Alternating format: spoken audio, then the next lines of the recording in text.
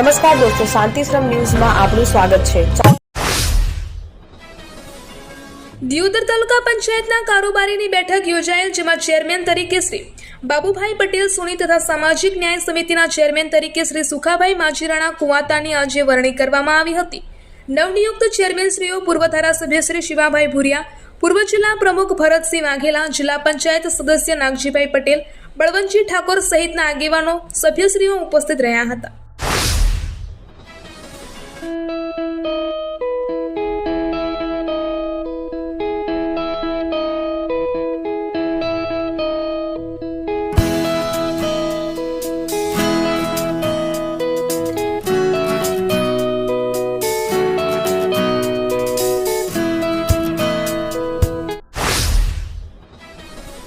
શ્રી પાટણ જૈન મંડળ સંચાલિત શ્રી બીડી સાર્વજનિક વિદ્યાલય પાટણ ખાતે ડોકરા રનિંગ ક્લબ દ્વારા વિદ્યાર્થીઓમાં સ્વાસ્થ્ય જાગૃતિ, રનિંગનું મહત્વ અને પર્યાવરણ સંરક્ષણ અંગે લોકજાગૃતિ કાર્યક્રમનું આયોજન કરવામાં આવ્યું હતું। આ કાર્યક્રમમાં ડોકરા રનિંગ ક્લબના સ્થાપક શ્રી કરણભાઈ બ્રહ્મભટ્ટે વિદ્યાર્થીઓને સંબોધતા જણાવ્યું હતું કે દરેક વ્યક્તિએ અઠવાડિયામાં ઓછામાં ઓછા એક દિવસ પોતાના માતા પિતા અને પરિવાર સાથે રનિંગ કરવું જોઈએ। નિયમિત દોડવાથી શરીર સ્વસ્થ રહે છે, માનસિક તણાવ ઘટે છે, સારી ઊંઘ આવે છે અને દવાઓ પરની નિર્ભરતા પણ ઓછી થઈ શકે છે।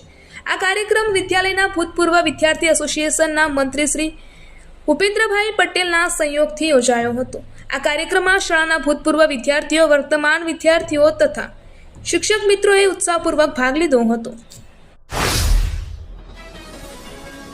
આજરોજ દિયોદર પથક સહિત જિલ્લામાં ભારે પવન સાથે વાવાઝોડું ત્રાટક્યું હતું, જેના કારણે દિયોદર ચિત્રા હાઈવે પર ઝાડ પડ્યા હતા અને ટ્રાફિક જામ સર્જાયો હતો।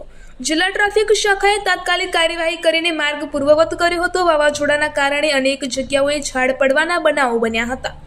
દિયોદર ચિત્રા હાઈવે પર રસ્તા વચ્ચે ઝાડ પડતા વાહન વ્યવહાર ખોરવાઈ ગયો હતો। જિલ્લા ટ્રાફિક શાખા દ્વારા તુરંત જ જેસીબી મંગાવીને રસ્તા પર પડેલા ઝાડોને હટાવવાની કામગીરી શરૂ કરવામાં આવી હતી। ટ્રાફિક પોલીસે ઝડપથી કામગીરી કરીને માર્ગને વાહન વ્યવહાર માટે ખુલ્લો કર્યો હતો। થરાદ ધાનેરા હાઈવે પર ખેંગારપુરા ગામ નજીક રાત્રે એક ગંભીર માર્ગ અકસ્માત સર્જાયો હતો। ધાનેરા તરફથી આવી રહેલી સ્વિફ્ટ કાર રસ્તામાં પાર્ક કરેલા હાઈવા ટ્રેલર પાછળ ઘૂસી ગઈ હતી। સદનસીબે સ્વિફ્ટ કારના ડ્રાઈવરનો આબાદ બચાવ થયો હતો, જોકે તેને સામાન્ય ઈજાઓ પહોંચી હતી। આ ઘટના રાત્રે 8:30 વાગ્યાની આસપાસ NH 168 પર બની હતી। રેતી કપચી ભરેલો હાઈવા ટ્રેલર ખેંગારપુરા ગામ નજીક રસ્તાની વચ્ચે પાર્કિંગ લાઇટ ચાલુ કર્યા વગર ઊભો હતો। ડ્રાઈવર વાહન ચેક કરવા નીચે ઉતર્યો હતો। વરસાદી માહોલ અને હાઈવા ટ્રેલર પર પાર્કિંગ લાઇટ કે રેડિયમ ન હોવાને કારણે ધાનેરા તરફથી આવી રહેલી સ્વિફ્ટ કાર પાછળથી હાઈવા સાથે ધડાકાભેર અથડાઈ હતી। અકસ્માતમાં સ્વિફ્ટ કારના ડ્રાઈવરને સામાન્ય ઈજાઓ પહોંચી હતી। ધાનેરા તાલુકાના ગ્રામ્ય વિસ્તારોમાં વરસાદી પાણીના વહેણ શરૂ થયા છે। ઉપરવાસમાં થયેલા સારા વરસાદને કારણે આ સ્થિતિ સર્જાઈ છે। આલવાડા અને રાજોડા સહિતના ગામોમાં ખેતરોમાં પાણી વહોળામાં ભળી ગયા છે, જેના પરિણામે ગામડાઓના વહોળામાં નવા નીર વહેતા થયા છે। પાણીના આગમનથી ખેડૂતો અને પશુપાલકોમાં ખુશીની લહેર જોવા મળી રહી છે, કારણ કે આ પાણી તેમના પાક અને પશુધન માટે ફાયદાકારક છે। બનાસકાંઠાના થરાડીસા નેશનલ હાઈવે પર ઓગળ તાલુકાના વડા ગામ નજીક એક બાઇક સવારને રખડતા ઢોર સાથે ટક્કર થતા ગંભીર ઈજાઓ પહોંચી હતી। પ્રાથમિક માહિતી અનુસાર બાઇક સવાર જ્યારે પસાર થઈ રહ્યો હતો ત્યારે અચાનક એક આખલો રસ્તા પર આવી ગયો હતો। આખલાની જોરદાર ટક્કરથી બાઇક સવારને માથાના ભાગે અને શરીરના અન્ય ભાગોમાં ગંભીર ઈજાઓ થઈ હતી। ઘટના બાદ તાત્કાલિક 108 એમ્બ્યુલન્સને જાણ કરવામાં આવી હતી અને ઈજાગ્રસ્ત યુવકને સારવાર અર્થે હોસ્પિટલ ખાતે ખસેડવામાં આવ્યો હતો। આ અકસ્માતને પગલે ઘટના સ્થળે મોટી સંખ્યામાં લોકોના ટોળેટોળા ઉમટી પડ્યા હતા। ઉત્તર ગુજરાતનું એકમાત્ર multi city mall happy mall જે આવેલ છે જિલ્લાના વેપારી મથકો દિયોદર, ભાભર, રાધનપુર, વારાહી અને થરાદમાં, જ્યાં મળશે આપને વ્યાજબી દરે જીવન જરૂરિયાતની તમામ વસ્તુઓ તેમજ કપડાં, ગિફ્ટ આર્ટિકલ, પ્લાસ્ટિકની તમામ સામગ્રી, ક્રોકરી અને બીજું ઘણું બધું વધારે। તો આજે જ આવો હેપી મોલ અને કરો ખરીદી તમારી મનગમતી વસ્તુઓની।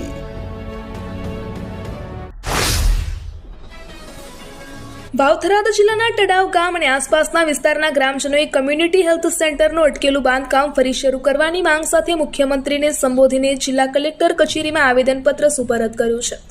ગ્રામજનોનો આક્ષેપ છે કે થોડા લોકોના વિરોધના આધારે કામ બંધ કરવામાં આવ્યું છે, જ્યારે આ હોસ્પિટલથી 1 લાખથી વધુ લોકોને આરોગ્ય સેવાઓનો લાભ મળશે.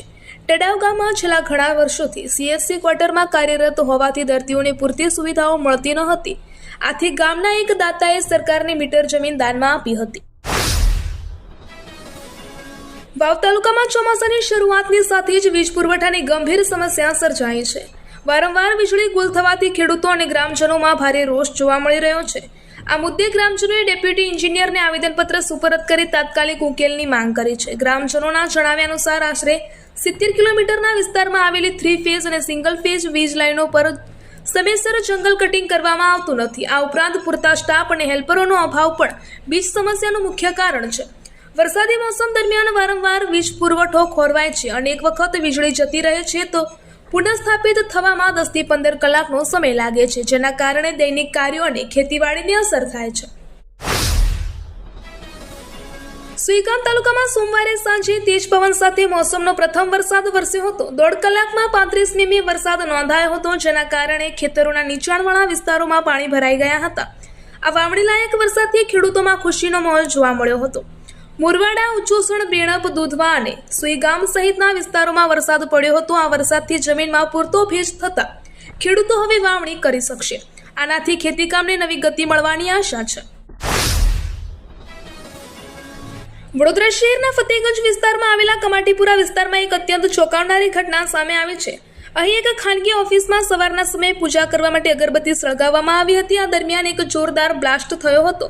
આ રહસ્યમય બ્લાસ્ટના કારણે ઓફિસમાં હાજર એક વ્યક્તિ ગંભીર રીતે દાઝી જતા તેને તાત્કાલિક સારવાર માટે હોસ્પિટલ ખાતે ખસેડવામાં આવ્યો હતો. આ પ્રચંડ બ્લાસ્ટ એસીમાં થયો હોવાનું ફાયરે જણાવ્યું હતું.